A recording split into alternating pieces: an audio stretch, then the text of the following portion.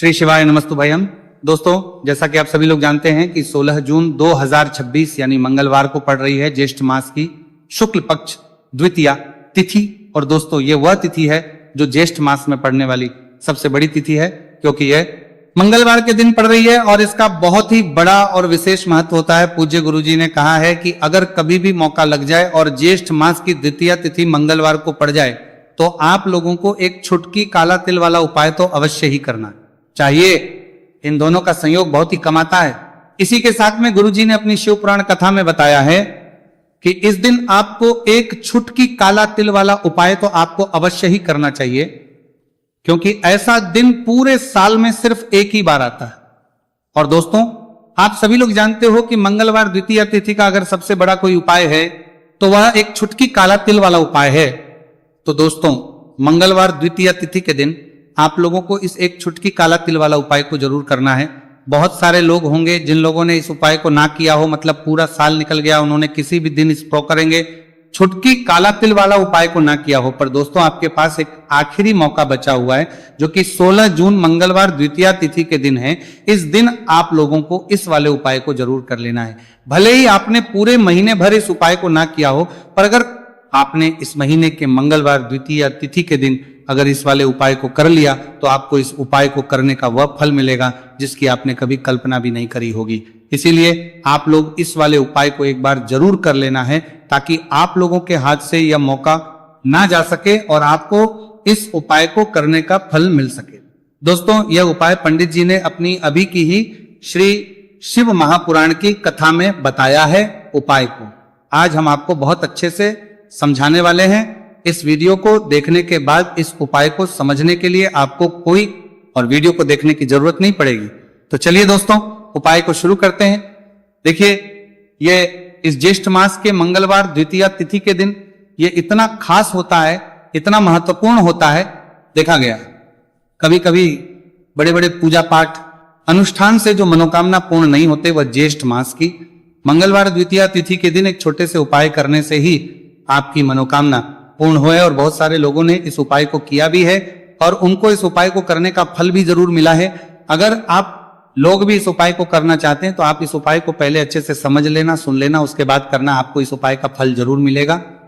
और इस उपाय को कर लेने से आपके घर में चाहे किसी भी प्रकार की दुहक और समस्या क्यों ना चल रही हो, आपको उसका कारण भी नहीं पता है कि भाई ये समस्या किस कारण से चल रही, उसका कुछ भी कारण हो सकता है, जैसे पितृदोष हो सकता है या किसी भी तरह का मंगल दोष भी हो सकता है।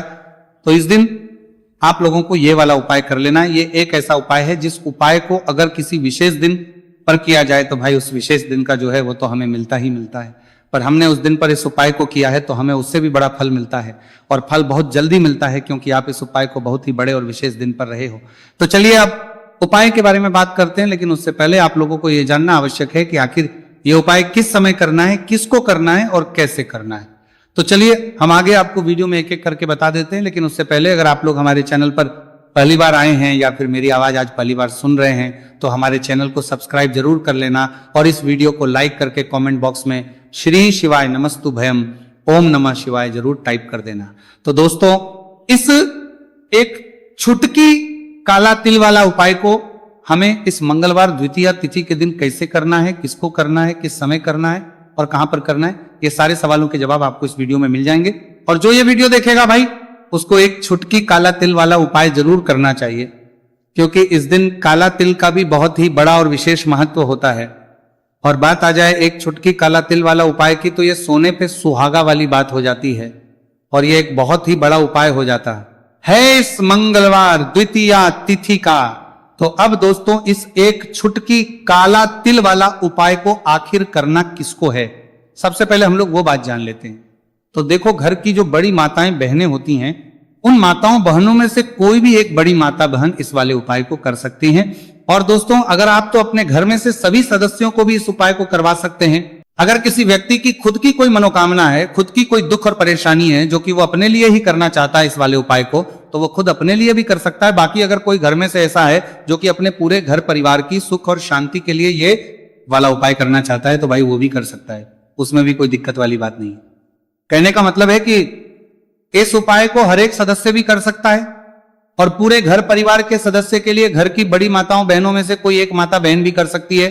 माताएं बहनें अगर घर में उपस्थित ना हो या वह ये वाला उपाय ना कर पा रही हो तो फिर घर का कोई बड़ा सदस्य भी इस एक छुटकी काला तिल वाला उपाय को कर सकता है, चाहे फिर वह पुरुष ही क्यों ना हो, उसमें कोई भी दिक्कत वाली बात नहीं है। उसके बाद में दोस्तों जो अगला प्रश्न निकल आता है वो ये आता है इस उपाय को लेकर कि आखिर इस उपाय को हमें किस समय करना है, सुबह के समय करना है कि शाम के समय करना है। तो देखो, इस वाले उपाय को आप लोग सुबह के समय भी कर सकते हो और शाम के समय प्रदोष काल में भी कर सकते हो। अब अगर आप पूछोगे भाई सबसे उत्तम समय कौन सा रहेगा इस एक छुटकी काला तिल वाला उपाय को करने का, तो हम आपसे बस यही कहेंगे कि इस उपाय को आप सुबह के समय करेंगे तो ज्यादा बेहतर होगा। बाकी अगर प्रदोष काल शाम के समय भी करेंगे तो भी अच्छा होगा, उसमें कोई भी दिक्कत वाली बात नहीं है। तो अब दोस्तों जो अगली सबसे बड़ी और महत्वपूर्ण बात आती है वो यह आती है कि सुबह अगर हम उपाय को करेंगे तो हमें कितने बजे से लेकर कितने बजे तक के बीच में करना है, और शाम के समय प्रदोष काल में करेंगे तो हमें कितने बजे से लेकर कितने बजे के बीच में करना है। तो देखो, सुबह जितनी जल्दी हो सके आप उपाय को करने की कोशिश करना कि अगर किसी कारणवश लेट भी हो जाओ, थोड़ी देर भी हो जाए तो 10 या 11 बजे तक भी आप उपाय कर लेना, पर 12 बजे से ज्यादा देरी ना हो, ठीक है, इस बात का ध्यान रखना। उसके बाद में दोस्तों अगर शाम के समय प्रदोष काल की बात करें, प्रदोष काल का जो समय है होता है वो शाम के 6 बजे से शुरू हो जाता है। मतलब शाम के 6 बजे से लेकर 7 बजे के बीच का जो समय होता है ये समय प्रदोष काल का समय होता है। तो आप उपाय को 7 या 8 बजे के बीच में भी कर सकते हो। मतलब शाम के 6 बजे से रात 8 बजे के बीच में आप कभी भी इस वाले उपाय को कर सकते हो, उसमें कोई भी दिक्कत वाली बात नहीं है। देखिए, यदि आपके जीवन में संकट बहुत ही अधिक चल रहे हो, समस्याएं बहुत ही अधिक चली हो, एक एक रूप खर्च करने आपको बस ओढ़ रहा है, भूमि से जुड़ी हुई कोई भी समस्या हो या फिर आपके विवाह से जुड़ी हुई कोई भी समस्या हो या आपके व्यापार से जुड़ी हुई कोई भी समस्या हो, तो आपकी ये सारी समस्या इस मंगलवार द्वितीया तिथि के दिन समाप्त होने वाली है। तो चलिए दोस्तों जानते हैं उस विशेष उपाय के बारे में।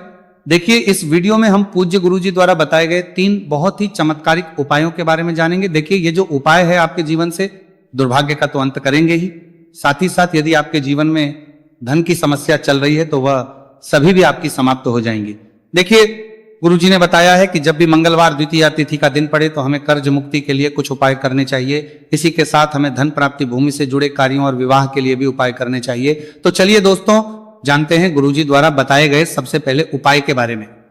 देखिए, यह उपाय विशेषकर उन लोगों को करना है जिनकी भूमि से जुड़ी कोई भी समस्या चल रही हो, यानी कि उनकी भी जमीन से जुड़ी हुई समस्या चल रही है, यानी कि जो लोग मकान खरीदना चाहते हैं या फिर उनका खेत से जुड़ा कोई भी केस चल रहा है या फिर जिनके भी विवाह में विलंब हो रहा है या फिर जिन भी लोगों के जीवन में कर्ज बहुत ही अधिक बढ़ने लगा है, कर्ज जो है वो चुका नहीं पा रहे हैं, तो गुरुजी ने कहा है कि ऐसे लोगों को ये उपाय करना चाहिए। देखिए, इस उपाय के लिए आपको थोड़े से काले तिल ले लेने हैं। देख, आपको मात्र 1 चुटकी काले तिल ले लेने हैं। इसी के साथ में आपको थोड़ा सा शहद ले लेना है। फिर सबसे अंत में आपको 1 लोटा शुद्ध जल ले लेना है। तांबे के पात्र के अंदर आपको अपने घर से शुद्ध जल ले लेना है और इन सभी सामग्रियों को आपको लेकर के पहुंच जाना है भगवान शिव के मंदिर में। देखिए, पूज्य गुरुजी ने बताया है कि इस उपाय को आप सुबह से लेकर के शाम तक किसी भी समय में कर सकते हैं। देखिए, मंदिर पहुंचने के आप जो काले तिल लेकर के गए थे उनमें आपको थोड़ा सा शहद लगा लेना है। देखिए, आप जो शहद लेकर के आए हैं उस शहद में आपको ये काले तिल अच्छे से डुबो देना है और शहद से युक्त ये जो काले तिल हैं इन्हें आपको शिवलिंग पर अर्पित कर देने हैं या फिर आपको शिवलिंग के चारों तरफ अच्छे से काले तिल का लेपन कर देना है। पूज्य गुरुजी ने बताया है कि लेपन करते समय यदि आपके जीवन में कर्ज से जुड़ी समस्याएं चल रही हैं, लेपन करते समय आपको आर्यन मुक्तेश्वर महादेव का स्मरण करना है या फिर आपके जीवन में विवाह से संबंधित या फिर जमीन से संबंधित कोई भी समस्या चल रही है तो फिर आपको मंगलेश्वर महादेव का स्मरण करना है। इसके बाद जो आप जल लेकर के आए हैं उसे आपको धीरे धीरे शिवलिंग पर अर्पित कर देना है तथा आपको लगातार शिव महापुराण के मूल मंत्र श्री शिवाय नमस्तु भयम इस मंत्र का जाप करते रहना है। पूज्य गुरुजी ने बताया है कि सिर्फ एक मंगलवार द्वितीया तिथि यह उपाय करके देखना और आप स्वयं देखेंगे कि 2 से 3 महीने के अंदर आपके जीवन से जुड़ी हुई जो भी समस्याएं हैं बस सभी समस्या बहुत ही जल्द महादेव की कृपा से दूर होने लगेगी। तो दोस्तों, इस प्रकार से आपको यह पहला उपाय ना है। अब हम जानते हैं दूसरे विशेष उपाय के बारे में। देखिए, इस उपाय के लिए आपको एक प्यारी सी बेलपत्र ले लेनी है। इसी के साथ में 1 लोटा शुद्ध जल लेना है तांबे के पात्र के अंदर और इसी के साथ में आपको थोड़ा सा शहद ले लेना है। देखिए मंगलवार का दिन है और मंगलवार द्वितीया तिथि के दिन यदि हम शहद का उपाय करते हैं तो इससे महादेव हमसे बहुत ही अधिक प्रसन्न होकर के हमारी मनोकामना को परिपूर्ण करते हैं। देखिए दोस्तों, यदि आपको बेलपत्र नहीं मिल पाती है तो आप भगवान शिव के शिवलिंग पर जो बेलपत्र छड़ी हुई होती है उसे शुद्ध जल से धो करके उसका उपयोग कर सकते हैं। तो इन सभी सामग्रियों को आपको भगवान शिव के मंदिर में लेकर के पहुंच जाना है। गुरु जी ने कहा है कि इस उपाय को भी आप सुबह से लेकर के शाम तक किसी भी समय में कर सकते हैं। देखिए मंदिर पहुंचने के बाद आपके पास जो एक बेलपत्र है और बेलपत्र की जो सबसे बड़ी वाली पत्ती होती है और उसकी जो चिकनी साइड होती है उस पर आपको अच्छे से शहद का लेपन कर देना है। यानी कि बेलपत्र की बड़ी वाली पत्ती पर, पूरी ही पत्ती पर अच्छे से शहद का लगा देना है। अब देखिए ये जो बेलपत्र है इसे आपको अपने सीधे हाथ की हथेली पर रखना है और आपके जो भी कार्य अटक रहे हैं, देखिए बहुत से लोग ऐसे होते हैं जो अपने नौकरी को प्राप्त करने के लिए सालों से तैयारी करते हैं लेकिन उनको नौकरी नहीं प्राप्त हो पाती। बहुत से ऐसे लोग होते हैं जो बहुत ही मेहनत करते हैं, धन भक्ति के लिए बहुत अधिक प्रयास करते हैं लेकिन फिर भी उनको धन प्राप्त नहीं हो पाता है। तो गुरु जी ने बताया है कि जब भी आपको अपने कार्यों में सफलता ना मिले तो फिर आपको मंगलवार के दिन इस उपाय को अवश्य करना चाहिए।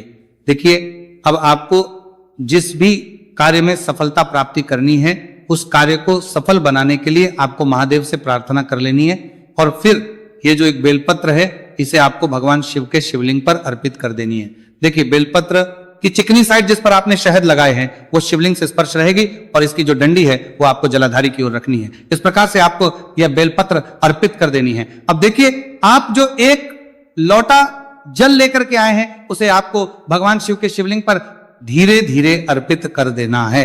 श्री शिवाय नमस्तु भयम इस मंत्र का जाप करते हुए देखिए जैसे ही यह जल शिवलिंग से होकर के जलाधारी की ओर बहकर के आएगा तो इसे आपको थोड़ा सा अपने सीधे हाथ की हथेली में झेल लेना है। इस जल को आपको अपनी दोनों आंखों पर लगा लेना है और इस जल का थोड़ा सा छिड़काव आपको अपने शरीर पर कर लेना है। पूज्य गुरु जी ने बताया है कि जब भी हम मंगलवार के दिन शहद वाली बेलपत्र शिवलिंग पर अर्पित करते हैं तो इससे हमें महादेव हर कार्य में सफलता प्राप्त करवाते हैं। यदि हमें अपनी मेहनत करने के बावजूद भी पर्याप्त मात्रा में सफलता नहीं मिल पा रही है तो गुरु जी ने कहा है कि आपको मंगलवार द्वितीया तिथि के दिन यह चमत्कारिक उपाय अवश्य ही कर लेना है। अब दोस्तों हम जान लेते हैं गुरु जी द्वारा बताए गए तीसरे विशेष उपाय के बारे में। देखिए इस उपाय के लिए भी आपको मात्र 1 लोटा शुद्ध जल ले लेना है तांबे के पात्र के अंदर। फिर इसी के साथ में आपको एक प्यारी सी बेलपत्र ले लेनी है। बेलपत्र आपको ध्यान रखना है कि कैसे भी कटी हुई खंडित नहीं होनी चाहिए। अब देखिए मात्र 2 सामग्री लेकर के आपको भगवान शिव के मंदिर में पहुंच जाना है। पूज्य गुरु जी ने बताया है कि यह उपाय विशेषकर उन लोगों को करना है जिनकी कोई भी विशेष मनोकामनाएं जो कई दिनों से परिपूर्ण नहीं हो पा रही है, चाहे वह विवाह से संबंधित हो, नौकरी से संबंधित हो, व्यापार से संबंधित हो, चाहे किसी भी प्रकार की मनोकामना है जो परिपूर्ण नहीं हो पा रही है तो उसके लिए आपको यह उपाय करना है। देखिए इस उपाय को भी आप सुबह से की शाम तक किसी भी समय में कर सकते हैं। देखिए मंदिर पहुंचने के बाद सबसे पहले तो आप बेलपत्र लेकर के आए हैं, उसे आपको अपने सीधे हाथ की हथेली पर रखना है और आपको महादेव से प्रार्थना करनी है कि हे मेरे महादेव, मेरी ये जो मनोकामनाएं बहुत दिनों से अधूरी है, मैंने कई प्रकार के उपाय कर लिए हैं, कई प्रकार के व्रत कर लिए हैं, लेकिन अभी तक मेरी मनोकामना परिपूर्ण नहीं हो पाई है। तो उस मनोकामना को परिपूर्ण करने के लिए प्रार्थना करनी है और ये एक बेलपत्र आपको शिवलिंग पर अर्पित कर देनी है। देखिए बेलपत्र की जो चिकनी साइड है वह शिवलिंग से स्पर्श रहेगी और इसकी जो है वो आपको जलाधारी की ओर रखनी है। इस प्रकार से आपको यह बेलपत्र अर्पित कर देनी है। इसी प्रकार से आपको यह बेलपत्र अर्पित करनी है।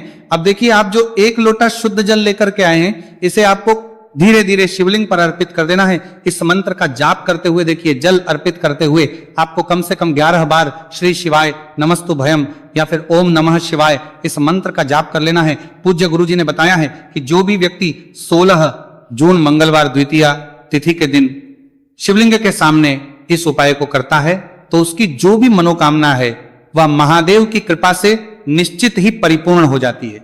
तो दोस्तों यह थे पूज्य गुरुजी द्वारा बताए गए कुछ बहुत ही खास उपाय। अगर आपको जानकारी अच्छी लगी हो तो वीडियो लाइक करिएगा। मिलते हैं फिर एक नए वीडियो के साथ। श्री शिवाय नमस्तु भयम।